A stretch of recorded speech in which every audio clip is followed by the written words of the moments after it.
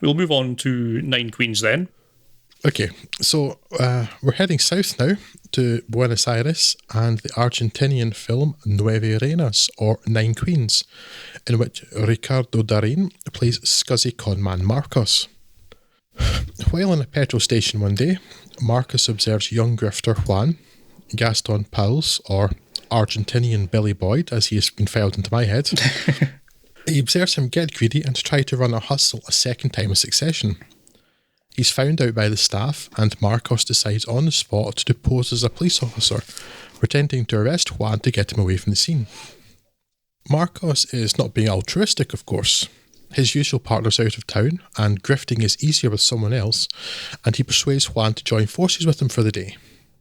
During the course of the day, Marcos teaches Juan a few tricks, and Juan displays his own ability, while the two also learn some other, more personal things about each other.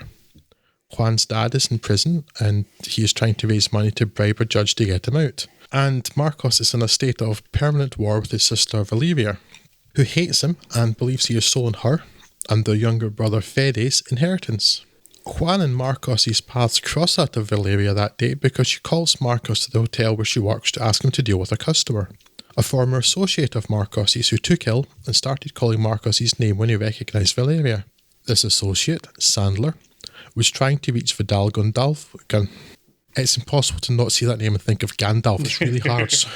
Was trying to reach Vidal Gandolfo, a rich Spanish businessman staying at the hotel. Gandolfo is a philatelist, and Sandler, a forger, happens to have an extremely good copy of a sheet of very rare, very valuable Weimar Republic stamps known as the Nine Queens. The stamps are good enough to pass an initial inspection, but they wouldn't stand up to laboratory testing. Gandolfo, though, is being deported to Venezuela the next day for tax irregularities, without time for such tests. So if the deal can be done today, they're quids in. Marcos strikes a tough bargain with Sandler and takes the stamps. After their first meeting with Gandolfo, though, the stamps are stolen by thieves on a motorbike, then unwittingly discarded, leaving Marcos and Juan to come up with a con on short notice to acquire the genuine stamps and still turn a profit.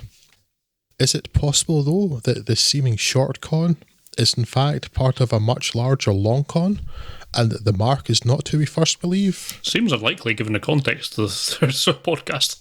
Yes. Well, yes, obviously it is. Otherwise I wouldn't be asking that question. But the fun comes from the discovery of that and the motivations for it, with everything explained succinctly and not excessively in a low-key final scene that I really appreciate.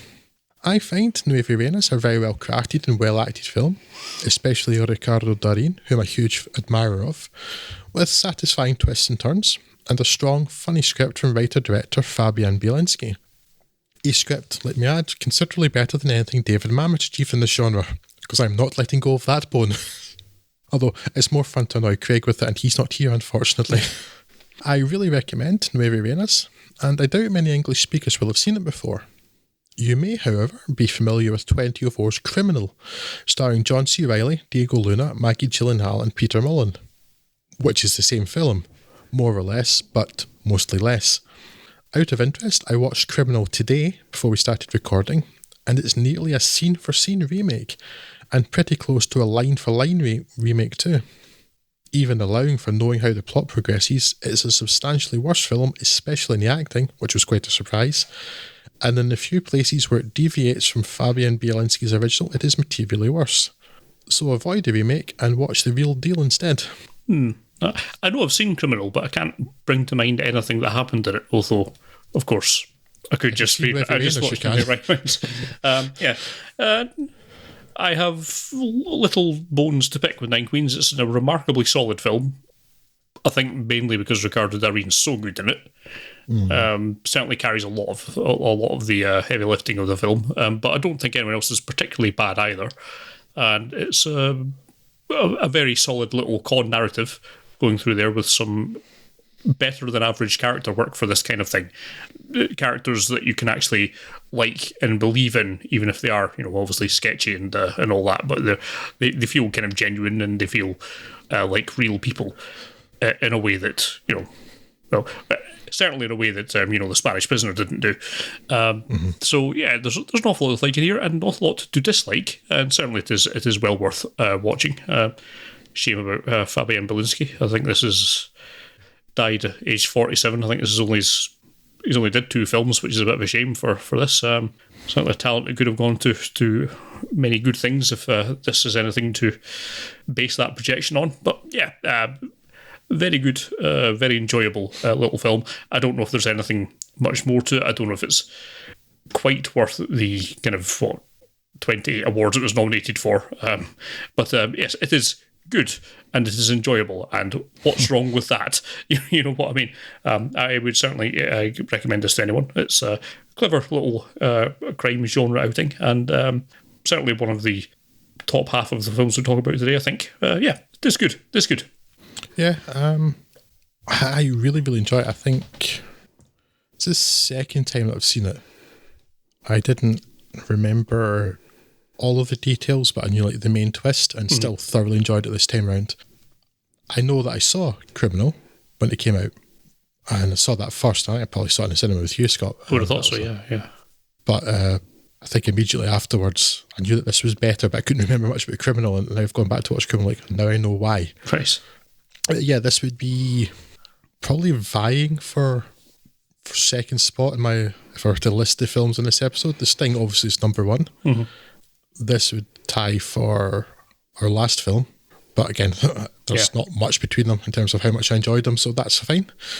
This very much stands up to repeated viewing, and a lot of it is the character work, I think, because even if you know the twist, the characters are interesting, and it's weird how flat and just like not believable as a dynamic the acting is in the remake. Odd given the cast, you know what? Exactly, that's why I said I was surprised. But I'm still not surprised that Ricardo Darín is so good. I've liked him for a long time. He's another person who's on our list as a potential topic for our podcast. It's maybe something you hear at some point in the future.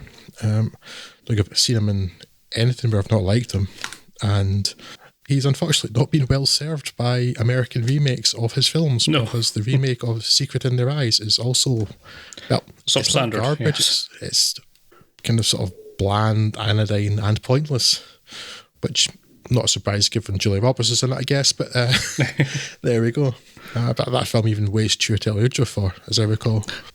It's not a great film, so he's not been particularly well served by that. Yeah, it's really solid. I like it.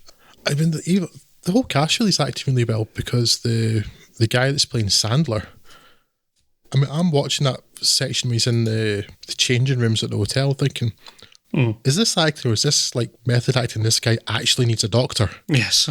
That's quite convincing. Yeah. That guy looks genuinely unwell. Whereas like the corresponding scene in The Criminal, the guy's pretending to be out of breath a bit and it's rubbish. So really, really solid film. Great acting, great character work, and an interesting twist. So definitely one that's recommended. Indeed.